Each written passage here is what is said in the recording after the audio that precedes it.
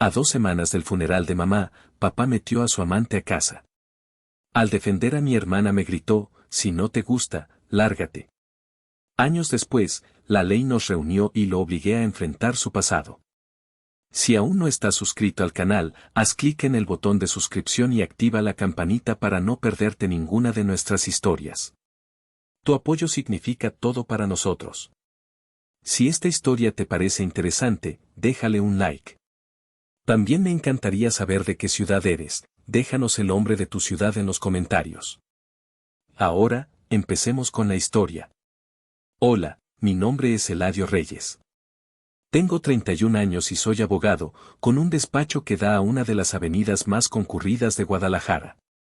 Visto un traje a la medida, conduzco un auto del año y mi vida, desde fuera, parece el epítome del éxito. Pero antes de ser el hombre que ven hoy, fui un niño que vivía en la oscuridad, en un infierno personal donde los gritos y los moretones eran los recuerdos imborrables de mi infancia. Mi historia no comienza aquí, entre el ruido de la ciudad y los edificios de cristal, sino en un pequeño pueblo perdido en el polvo de Zacatecas. Un lugar de caminos de tierra rojiza, casas de adobe y un sol que castigaba sin piedad. Allí, mi familia, vista desde la calle, parecía un retrato de tranquilidad campirana. Mi padre, Ricardo, era un hombre corpulento y respetado, capataz de uno de los ranchos más grandes de la región. Mi madre, Elena, era una mujer de sonrisa dulce y ojos tristes, cuya bondad parecía la argamasa que mantenía unida nuestra humilde casa. Pero dentro de esas 4 paredes, el retrato se deshacía. Recuerdo vívidamente el hedor agrio del tequila barato en el aliento de mi padre cada vez que tropezaba al cruzar la puerta. Era un hombre alto, fornido, con manos nudosas y una rabia inexplicable siempre a flor de piel. Mi madre, un alma gentil, intentaba mantener la paz, ser el agua que apaciguaba su fuego, pero nunca era suficiente. En las noches en que mi padre llegaba borracho, nuestra pequeña casa se convertía en un campo de batalla. Un infierno privado del que yo no podía escapar. Tenía solo 6 años la primera vez que sentí la fuerza del puño de mi padre. Era una noche fría de invierno, de esas en que el viento silba por las rendijas de las ventanas. Mi madre había preparado un atole caliente para la cena, espeso y dulce, como a mí me gustaba. En mi torpeza infantil, al intentar alcanzar el pan, volqué mi taza. El líquido espeso y blanquecino se derramó sobre la mesa de madera, un charco pegajoso que para mí fue el anuncio del fin del mundo. Para mi padre, fue la excusa perfecta para desatar su furia contenida. ¿Crees que esta es tu casa para hacer lo que te dé la gana, mocoso? Rugió, con los ojos inyectados en sangre. Antes de que pudiera comprender lo que sucedía, su mano abierta impactó mi hombro con tal fuerza que caí de la silla al suelo de tierra apisonada. El dolor fue agudo, una quemazón que me robó el aliento. Mi madre corrió hacia mí, protegiéndome con su cuerpo menudo. Por favor, Ricardo, es solo un niño, suplicó, con la voz temblorosa. Pero mi padre no se detuvo. La agarró del cabello, apartándola de mí con un tirón violento. El sonido de los golpes secos y los sollozos ahogados de mi madre llenaron la pequeña cocina. Yo solo podía hacerme un ovillo en el suelo, abrazando mi cabeza, intentando bloquear los sonidos de la pesadilla. Esa noche, después de que mi padre se fue a la cama dando tumbos, mi madre limpió en silencio el desorden. Luego se sentó a mi lado en mi catre, frotando suavemente la marca roja en mi hombro. Eladio, tienes que ser fuerte, ¿sí? Susurró, con la voz ahogada por la emoción. Perdóname por no poder protegerte mejor. Yo no entendía por qué se disculpaba a ella, si era la única luz en esa casa oscura. Solo pude abrazarla, sintiendo el calor de su cuerpo tembloroso, y juré en silencio que algún día, de alguna manera, la salvaría del monstruo que llamaba padre. Cuando cumplí 8 años, mi hermana Sofía nació. Ella fue el único milagro en aquellos años sombríos. Era un pequeño ángel de ojos grandes y redondos y una sonrisa que parecía irradiar luz propia. Trajo un destello de esperanza tanto para mi madre como para mí. Pero lo que más me sorprendió fue cómo mi padre trataba a Sofía. Con ella, era un hombre completamente diferente. Nunca le gritaba, nunca le levantaba la mano. Al contrario, Era gentil, incluso sonreía cuando la sostenía en sus brazos. «Eres mi tesoro», le decía a Sofía, con la voz llena de un amor que yo desconocía. No podía entender por qué podía ser tan cruel con mi madre y conmigo, pero tan tierno con ella. Y, a decir verdad, me sentía agradecido por ello. Sofía era el único punto brillante en nuestra familia, y no quería que sufriera lo que nosotros vivíamos a diario. Sin embargo, el favoritismo de mi padre hacia Sofía también me hizo sentir más solo. Una vez, dejé caer accidentalmente uno de los juguetes de Sofía, una pequeña muñeca de trapo. Mi padre se abalanzó sobre mí, dándome una bofetada tan fuerte que me zumbaron los oídos. «¿Cómo te atreves a hacer llorar a tu hermana?», gritó. Sofía lloraba, no por el juguete, sino porque me vio ser golpeado. Corrió a abrazarme, pero mi padre la apartó, consolándola como si yo fuera el villano. Mi madre se quedó allí, indefensa, con los ojos enrojecidos. Esa noche, nos abrazó a los dos con fuerza, susurrando: «Los amo a los dos. Pase lo que pase, siempre me tendrán a mí». Pero yo sabía, en el fondo, que ella también se estaba rompiendo. Los años que siguieron solo empeoraron. Mi padre perdió su trabajo como capataz en el rancho después de una pelea a golpes con otro trabajador. A partir de ese día, el tequila se convirtió en su único compañero. Bebía desde la mañana hasta la noche, y cada vez que estaba borracho, encontraba una excusa para desquitar su frustración con mi madre y conmigo. Una vez me arrojó contra la pared solo por hacer ruido mientras veía la televisión. Otra vez golpeó a mi madre tan brutalmente que no pudo levantarse del suelo, todo porque se atrevió a preguntarle dónde había pasado la noche. Los moretones en el cuerpo de mi madre se multiplicaron, pero ella siempre intentaba ocultarlos con blusas de manga larga, incluso bajo el calor abrasador del verano de Zacatecas. Aprendí a ser invisible. A moverme por la casa como un fantasma, a hablar en susurros, a no hacer contacto visual con mi padre. En la escuela, me volví un experto en ocultar las marcas en mi cuerpo y las heridas en mi alma. No quería la lástima de nadie, no quería que supieran que mi hogar era una pesadilla. A veces, la única tregua venía de lugares inesperados. Don Anselmo, un viejo vaquero que había trabajado con mi padre durante años, a veces pasaba por nuestra casa. Era un hombre de pocas palabras y piel curtida por el sol. Nunca preguntaba nada, pero sus ojos lo veían todo. Recuerdo una tarde en que me encontró sentado en el porche, tratando de ocultar un labio partido. No dijo nada. Simplemente se sentó a mi lado, sacó un pan de dulce de su morral y me lo ofreció. «Para el susto, muchacho», murmuró antes de levantarse y seguir su camino. Ese pequeño gesto de humanidad era un bálsamo en medio de tanto dolor. En la escuela, también había recordatorios de una vida que nunca podría tener. Había una chica en mi clase, Lorena, de trenzas largas y risa fácil. Me gustaba, pero nunca me atrevía a hablarle. ¿Qué podría ofrecerle yo? ¿Invitarla a mi casa para que escuchara los gritos? Una vez, durante una clase, vio un moretón oscuro en mi brazo que mi manga no había logrado cubrir. Su mirada pasó de la curiosidad a la pena en una fracción de segundo. Apartó la vista rápidamente, pero yo sentí una vergüenza tan profunda que quise que la tierra me tragara. Ella representaba la normalidad, un mundo de tardes tranquilas y familias felices al que yo nunca pertenecería. Mis años de adolescencia pasaron en una bruma de miedo y trauma. Aprendí a evitar a mi padre, a permanecer en silencio cuando estaba borracho y a inventar excusas para los amigos que preguntaban por qué nunca los invitaba a casa. No quería la piedad de nadie, no quería que nadie supiera que mi hogar era un infierno. Pero cada vez que veía a mi madre con nuevas heridas, mi corazón se encogía de dolor. Comencé a soñar con el día en que fuera lo suficientemente mayor, lo suficientemente fuerte, para llevarme a mi madre y a Sofía lejos de esa casa, lejos de mi cruel padre. Ese sueño era lo único que me mantenía en pie. Extrañamente, en medio de esa pesadilla, todavía encontraba momentos de paz con mi madre. Después de cada golpiza, después de que la tormenta de ira de mi padre pasaba y él caía en un sueño ebrio, ella me llevaba al patio trasero. Allí, un viejo árbol de pirul se erguía, con su copa espesa y sus ramas colgantes como una cortina verde. Nos sentábamos bajo su sombra, y ella me contaba cuentos de hadas, historias de príncipes valientes y princesas que eran salvadas de dragones. A veces, simplemente nos quedábamos en silencio, mirando las estrellas parpadear en el cielo oscuro y despejado del campo. ¿Ves, Eladio?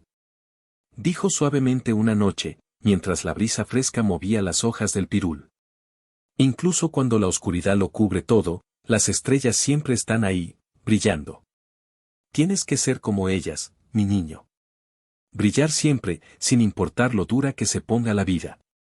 Esas palabras se grabaron en mi mente, convirtiéndose en la pequeña llama que me mantuvo en pie durante los días más dolorosos.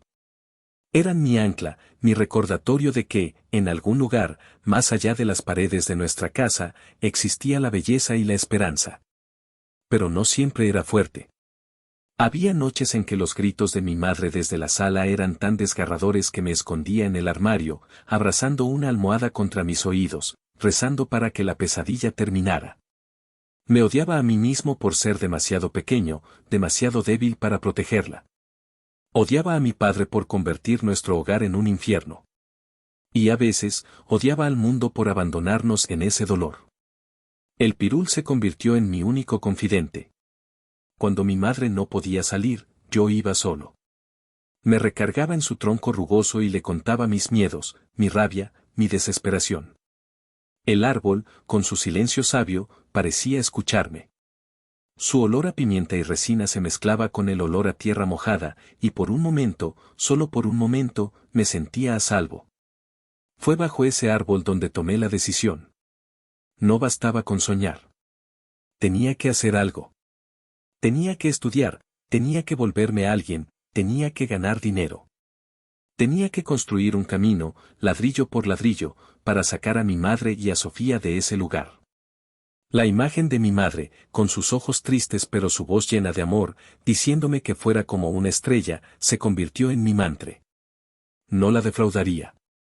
No importaba cuánto tiempo tomara, no importaba cuánto doliera. Yo sería su estrella. Cuando cumplí 16 años, la situación en casa alcanzó un punto crítico. La casa se había convertido en una bomba de tiempo a punto de estallar. Mi padre bebía más que nunca, y las palizas se volvieron más brutales. Una vez golpeó a mi madre tan fuerte que se desmayó en el suelo. Corrí hacia ella, gritando, «¡Detente! La vas a matar». Pero él solo me miró con ojos fríos y me apartó de una patada. Me quedé allí, indefenso, viendo a mi madre yacer inmóvil en el suelo, con el corazón hecho pedazos. Las discusiones entre mis padres se hicieron más frecuentes y ahora giraban en torno a otra mujer. Un nombre que flotaba en el aire como un veneno, Marta. Rara vez veía a mi madre enfrentarse a mi padre, pero una vez la escuché gritarle, su voz temblorosa pero decidida. «Si traes a esa mujer aquí, a esta casa, te juro que me mato delante de ti». Mi padre inmediatamente respondió a gritos. «¿Te atreves a amenazarme? No eres nada, Elena». Rugió, con la voz pastosa por el alcohol. «¿Crees que puedes retenerme? ¿Una mujer inútil como tú?» Sus palabras venenosas cortaban como cuchillos afilados en el corazón. Comencé a notar signos inquietantes. Mi madre se volvió más silenciosa, sus hombros se encorvaron como si llevara una carga invisible. Una tarde la encontré sentada sola en la cocina, mirando fijamente la pared, sosteniendo una taza de té fría. «Mamá, ¿estás bien?», le pregunté, con la voz temblorosa. Ella sonrió, pero la sonrisa no llegó a sus ojos. «Estoy bien, Eladio. Solo cuida a Sofía, ¿de acuerdo?», dijo, dándose la vuelta como para ocultar el dolor en su corazón. Sabía que estaba tratando de protegerme, pero no podía soportar verla destruirse a sí misma por culpa de mi padre. Empecé a documentar en secreto lo que sucedía en nuestra casa, las veces que mi padre llegaba borracho, las discusiones, los nuevos moretones en el cuerpo de mi madre. Escribía en un viejo cuaderno, escondiéndolo debajo de una tabla suelta del piso de mi habitación. No sabía por qué lo hacía, solo sentía que algún día esas notas podrían ayudarme a hacer algo para salvarla. Un domingo, mi madre, desesperada, buscó consuelo en el único lugar que le quedaba, la iglesia. Habló con el padre José, el párroco del pueblo. Yo la esperé afuera, bajo el sol. Cuando salió, su rostro estaba aún más pálido. Más tarde, esa noche, la escuché sollozar en su habitación. Le pregunté qué le había dicho el padre.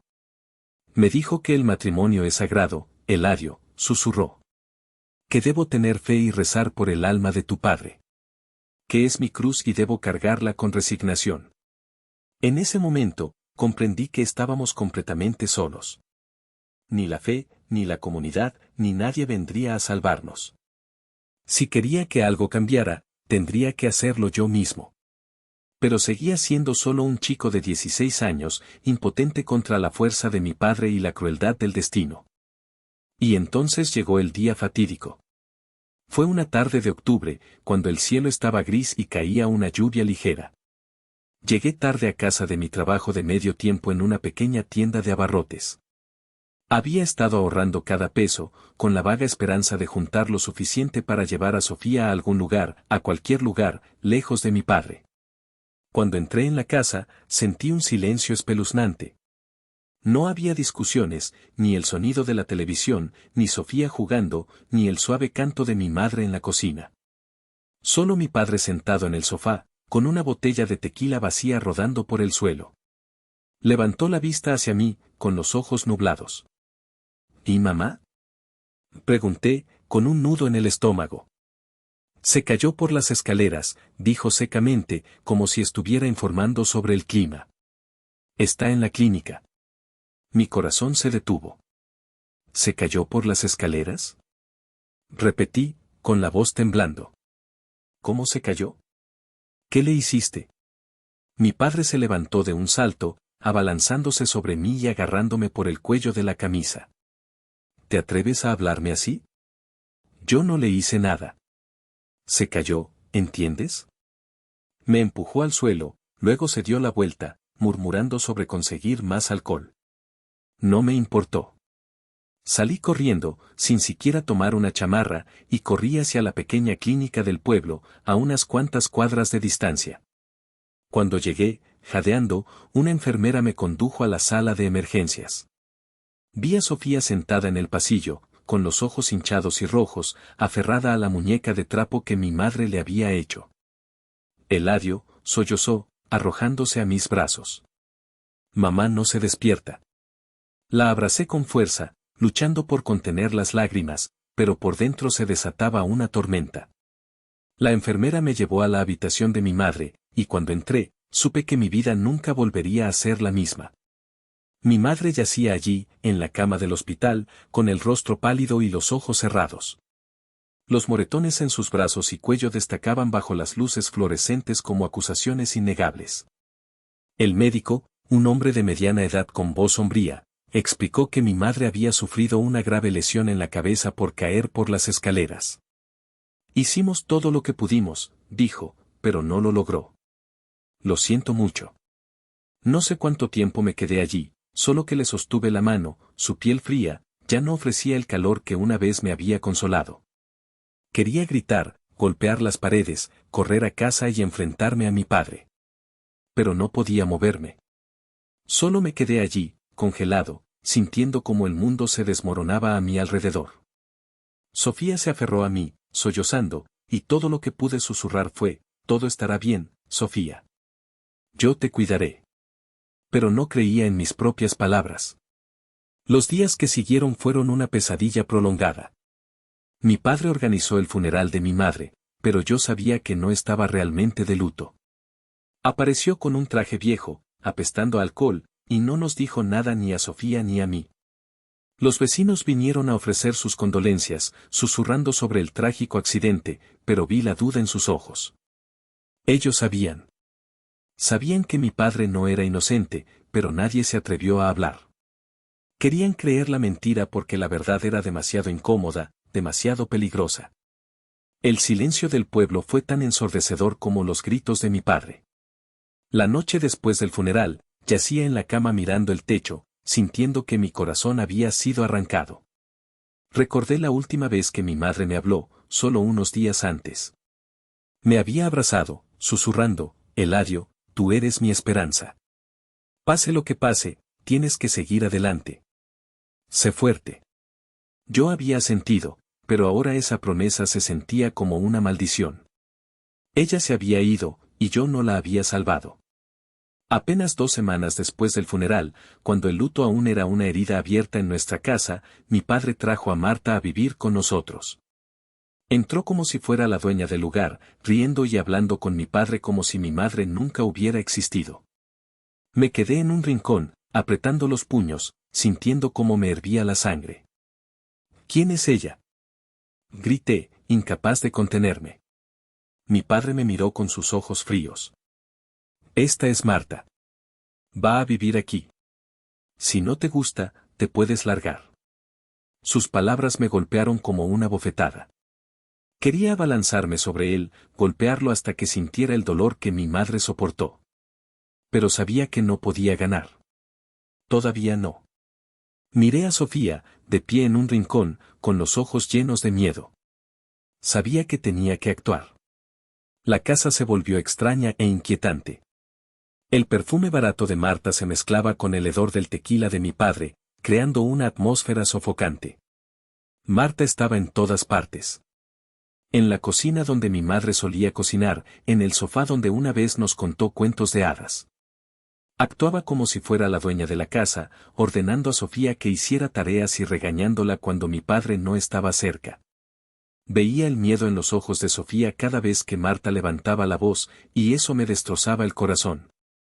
Todo llegó a un punto crítico un sábado por la noche, aproximadamente un mes después del funeral de mi madre. Había estado trabajando en la tienda, ahorrando dinero. Cuando llegué a casa, estaba oscuro y encontré a Marta gritándole a Sofía en la sala. «Eres tan torpe como tu madre», gritó, solo porque Sofía había derramado un vaso de agua. Sofía estaba allí, encogida, con las lágrimas corriendo por sus mejillas. No pude soportarlo más. Mi sangre hirvió y entré en la habitación gritando, «Deja a mi hermana en paz». Marta se volvió hacia mí, con los ojos helados. «Oh, el niñito valiente, ¿eh? ¿Quién te crees que eres para hablarme así?». Dio un paso hacia mí, levantando la mano para abofetearme, pero le agarré la muñeca. «No me toques ni a mí ni a mi hermana», gruñí, tratando de mantener la calma a pesar de que mi corazón latía con fuerza. Mi padre llegó a casa en ese momento, con una botella en la mano y los ojos inyectados en sangre. «¿Qué diablos está pasando aquí?», rugió. Marta corrió hacia él, señalándome. «Tu hijo se atrevió a faltarme el respeto. Se cree el dueño de esta casa». Mi padre me fulminó con la mirada, sus ojos llameantes de ira. «¿Te atreviste a tocar a Marta?», bramó, avanzando hacia mí. Me mantuve firme, aunque mis piernas temblaban. Yo no la toqué. Estaba protegiendo a mi hermana. Ella no tiene derecho a gritarle a Sofía. Esa fue la gota que derramó el vaso. Mi padre se abalanzó sobre mí, me agarró por el cuello y me arrastró hasta la puerta principal. ¿Quieres hacerte el héroe? ¿Quieres desafiarme? Bien. Gritó, su aliento apestando a alcohol. Abrió la puerta de golpe y me empujó a los escalones. «Esta ya no es tu casa. Lárgate». La puerta se cerró de golpe detrás de mí, el sonido de la cerradura haciendo clic como una sentencia de muerte. Me quedé sentado en los fríos escalones, mientras la lluvia comenzaba a caer. No tenía nada. Ni dinero, ni comida, ni agua. Solo una mochila con mi uniforme de la tienda. Miré la puerta cerrada, escuchando los llantos de Sofía desde adentro, y mi corazón se hizo añicos. Esa noche, mientras vagaba por las calles oscuras y mojadas de mi pueblo, el mundo parecía un lugar hostil y ajeno. El frío no era solo por la lluvia, sino un frío que me calaba hasta los huesos, el frío de la soledad absoluta. Encontré refugio en un rincón apartado del pequeño parque del pueblo, bajo un kiosco. Me acurruqué, abrazando mi mochila, luchando para que el miedo no me consumiera. Pensé en mi madre, en las veces que me sostuvo bajo el árbol de pirul, diciéndome que fuera fuerte. «Mamá, ¿qué hago ahora?», susurré en la oscuridad, pero solo el viento me respondió. A la mañana siguiente, con la ropa empapada y los ojos rojos, tomé una decisión. Solo había un lugar al que podía ir. Caminé hasta la casa de Mateo, mi mejor amigo de la escuela. Dudé en su puerta, avergonzado de mi estado, pero no tenía otra opción. Cuando Mateo abrió y me vio, no hizo preguntas. Simplemente me jaló hacia adentro. Su madre, doña Carmen, una mujer amable y de corazón grande, me dio un desayuno caliente y se sentó a hablar conmigo. Le conté todo, sobre mi madre, mi padre, Marta y cómo me habían echado. Doña Carmen me abrazó, y yo, un chico de 16 años que se creía un hombre, lloré como un niño en sus brazos. Me dejó quedarme unos días, pero yo sabía que no podía quedarme para siempre. No quería ser una carga, y me preocupaba que mi padre viniera a buscar problemas. Entonces pensé en mi tía Isabel, la hermana menor de mi madre. Vivía en Guadalajara, una ciudad a unas horas de distancia. Tía Isabel y mi madre habían sido muy unidas, pero después de que mi madre se casó con mi padre, ella se distanció, incapaz de soportar su comportamiento. Con el corazón en un puño, usé el teléfono de Mateo para llamarla. ¿Eladio? La voz de mi tía sonó sorprendida y preocupada. Le conté todo, con la voz entrecortada. Tía Isabel, no sé a dónde ir. Sofía sigue allí con papá y esa mujer. Necesito ayuda. No dudó ni un segundo. Ven para acá ahora mismo. Yo te recibiré. Y ya resolveremos cómo sacar a Sofía de ahí. Sus palabras fueron como una luz en la oscuridad. Y por primera vez en días, sentí una pizca de esperanza. Doña Carmen me llevó a la central de autobuses, me dio algo de dinero y una bolsa con comida para el camino. Eres un buen muchacho, Eladio, dijo, con los ojos llorosos. Cuídate mucho y no te rindas con tu hermana. Asentí, la abracé por última vez y subí al autobús. Mientras se alejaba del pueblo, miré por la ventana, sintiendo que dejaba una parte de mí atrás. Pero sabía que tenía que irme, por Sofía, por mi madre y por mí mismo. El viaje a Guadalajara me pareció interminable. Cada kilómetro que me alejaba de mi pueblo era un nudo más en mi estómago. ¿Estaría bien Sofía? ¿Mi padre le haría daño como nos lo hizo a nosotros? Esos pensamientos me volvían loco, pero me dije a mí mismo que debía mantener la calma. Mi tía me ayudaría. Encontraríamos una manera. Cuando llegué, mi tía Isabel me estaba esperando en la estación. Sus ojos estaban rojos, pero su sonrisa era cálida.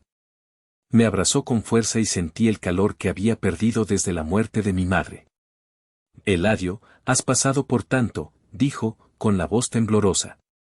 A partir de ahora, yo te cuidaré. Me llevó a su casa, un pequeño pero acogedor apartamento. Su esposo, mi tío Miguel, era un hombre alto, un ex luchador amateur en su juventud, con un corazón noble.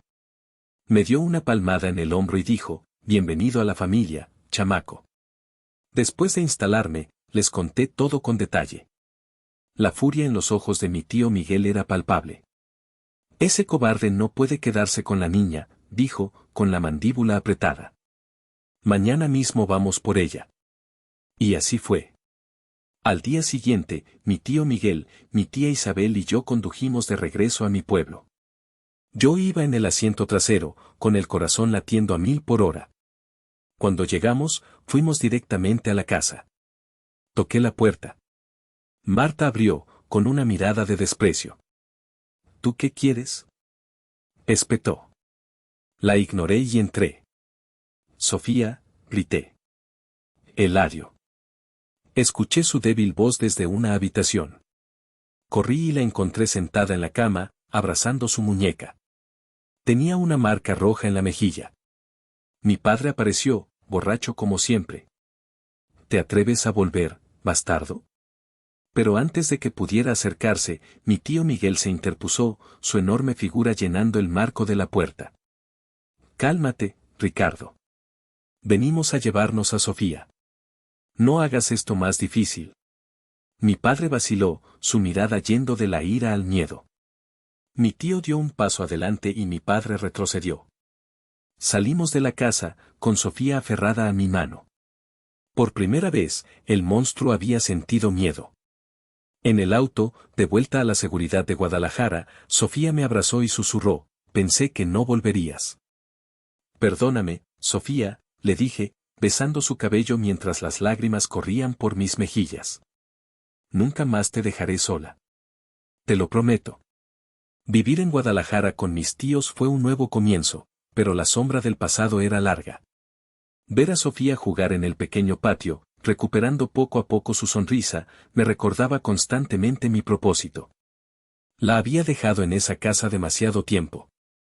Me juré que, a partir de ese momento, nadie volvería a hacerle daño. Y para cumplir esa promesa, necesitaba algo más fuerte que los puños o el coraje. Necesitaba conocimiento. Necesitaba la ley. La idea de estudiar derecho surgió de forma natural.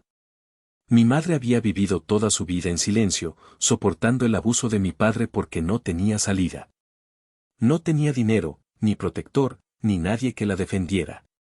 No quería que nadie más sufriera como ella. Quería convertirme en la persona que mi madre necesitó cuando estaba viva. Una noche, le conté mis intenciones a mi tía Isabel. Tía, quiero estudiar derecho, dije. Quiero ser abogado para ayudar a gente como mamá, como Sofía. Me miró, con los ojos brillantes de orgullo. Es un camino difícil, Eladio, pero sé que puedes hacerlo. Tienes el corazón de tu madre, fuerte y que nunca se rinde. Me lancé a los estudios con una determinación que nunca antes había tenido. En mi último año de preparatoria, obtuve calificaciones excelentes, suficientes para solicitar ingreso a la universidad con un programa de prederecho. Recibí una beca y me mudé a una residencia de estudiantes. Estudiaba como un hombre poseído, trabajaba a tiempo parcial en la biblioteca y llamaba a Sofía todos los días. Cada vez que quería rendirme, miraba un dibujo que ella me había hecho, yo, de pie bajo un árbol de pirul, sosteniendo un libro, con nuestra madre sonriendo a nuestro lado. No podía fallarles. 4 años después, me gradué con honores y fui aceptado en una prestigiosa facultad de Derecho. Fue el momento en que supe que estaba en el camino correcto. La facultad fue un campo de batalla intelectual, pero yo estaba listo. Elegí especializarme en Derecho Familiar y Matrimonial, un campo donde sabía que podía marcar la diferencia. Cada caso de violencia doméstica que leía me recordaba a mi madre, reforzando mi determinación. En mi tercer año, comencé a trabajar como pasante en un pequeño pero respetado bufete de abogados en Guadalajara. Mi mentor, el licenciado Campos, un hombre duro pero justo, vio el fuego en mí y a menudo me asignaba tareas desafiantes. Una mañana de marzo, mientras revisaba un expediente, su secretaria me llamó. Eladio, el licenciado Campos quiere verte. Hay un caso nuevo y cree que deberías echarle un vistazo. Entré en su oficina. Él estaba sentado detrás de su escritorio, con el rostro serio. Eladio, este es un caso de violencia doméstica pro bono. Nuestra clienta es una mujer llamada Martha Thompson. Quiere el divorcio y una orden de protección de emergencia contra su esposo, quien la ha estado abusando repetidamente. Asentí, anotando los detalles, pero mi corazón se detuvo cuando Campos deslizó el expediente sobre el escritorio. El nombre del demandado me golpeó como un puñetazo en el estómago. Ricardo Reyes. Mi padre. Sentí que la sangre se me iba del rostro, mis manos temblaban tanto que dejé caer la pluma. ¿Estás bien, Eladio? Frunció el ceño Campos. Respiré hondo, tratando de mantener la voz firme. Estoy bien, señor. Es solo que, conozco a este hombre. Me miró, con sus ojos agudos. ¿Lo conoces? ¿Cómo? ¿Tienes un conflicto de intereses? Dudé. Una parte de mí quería rechazar el caso, correr, huir del pasado. Pero entonces pensé en mi madre, en los años que sufrió, en su misteriosa muerte. Pensé en Marta, una vez mi enemiga, ahora víctima del mismo hombre que destruyó a mi familia. Si me negaba, ¿quién la ayudaría? ¿Quién haría que mi padre rindiera cuentas? Miré a Campos a los ojos. Lo conozco, pero puedo manejarlo. Quiero tomar este caso. Preparar el caso fue un desafío monumental. Trabajé día y noche, investigando leyes, reuniendo pruebas. La evidencia contra mi padre era abrumadora: fotos de los moretones de Marta, mensajes de texto amenazantes, informes médicos. En cada foto, veía las heridas que mi madre trató de ocultar. El día del juicio, me paré en la sala del tribunal, con el corazón palpitando con fuerza. No era mi primera vez en la corte, pero sí la primera vez que me enfrentaba a mi padre. Cuando entró, apenas lo reconocí. Estaba más delgado, su cabello más gris, pero sus ojos todavía tenían ese brillo frío y odioso. El juicio duró 2 días. Marta contó su historia, con la voz temblorosa pero resuelta. Mi padre, por su parte, montó un espectáculo, llorando y afirmando que amaba a Marta. Yo presenté los argumentos, hablando sobre la naturaleza destructiva de la violencia doméstica, sin mencionar mi propia historia, pero cada palabra llevaba el peso de mi pasado. El día del veredicto, el juez leyó la decisión. Mi padre fue declarado culpable de violencia doméstica, sentenciado a 6 meses de prisión y obligado a asistir a un programa de rehabilitación. Se le concedió el divorcio a Marta junto con una orden de protección. Mientras se leía el veredicto, vi a mi padre bajar la cabeza, pero sus ojos ardían de odio cuando me miraron. Marta se volvió hacia mí, con lágrimas corriendo por su rostro. Gracias, Eladio, dijo. Asentí, sin decir nada. No lo hice por ella. Lo hice por mi madre, por Sofía, por el niño que fui. Unos meses después, fui a la prisión. Quería cerrar ese capítulo para siempre. Lo vi a través de un grueso cristal. Estaba demacrado, un hombre roto. ¿Vienes a reírte en mi cara?, dijo con voz ronca. No, respondí. Vine porque quiero entender. ¿Por qué? Se encogió de hombros, una sonrisa sin vida en sus labios. El alcohol, la vida, no tengo excusas, Eladio. No espero que me perdones. No te perdono, dije con calma. No porque no quiera, sino porque no puedo olvidar lo que le hiciste a mamá, a Sofía, a mí. Pero espero que encuentres la manera de enmendarte, aunque sea solo por ti mismo. Me levanté y me fui. Al salir de la prisión, sentí que un peso final se levantaba de mis hombros. Ya no necesitaba sus respuestas. Había encontrado mi propia paz al luchar por la justicia. Sé que el futuro es incierto, pero seguiré luchando por aquellos que no tienen voz. Y sé que, en algún lugar, bajo un árbol de pirul imaginario, mi madre sonríe, orgullosa. Y por ella, nunca me detendré.